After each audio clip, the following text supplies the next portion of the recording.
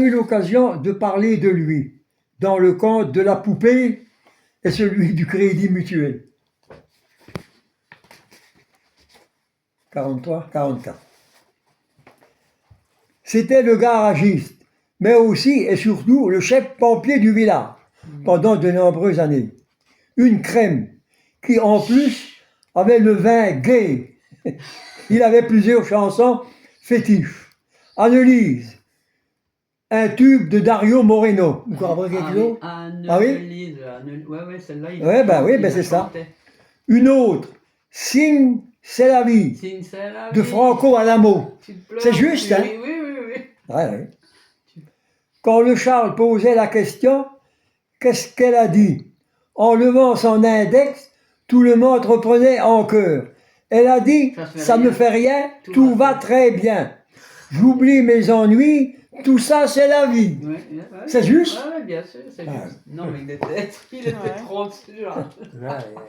Et quand il entonnait l'artilleur de Metz, une chanson militaro-paillarde, reprise par les 4 barbus, c'était une franchise rigolade. Artilleur, mes chers frères, à sa santé, buvant un verre et répétant ce gai refrain, vive les artilleurs et le bon vin.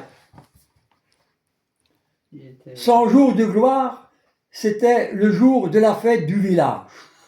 Parce qu'il était chef pompier encore. Hein. Le Charles d'Eschler en disait le Tachler. Le Tachler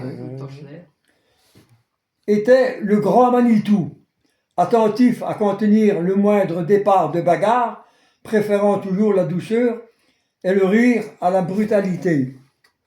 Mais en fin de soirée, quand les bornes étaient franchies, elle l'était souvent.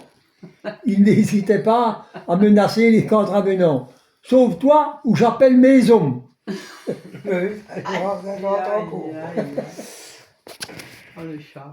Le Roger racontait que notre Charles était convaincu qu'il avait été gravement blessé à la guerre.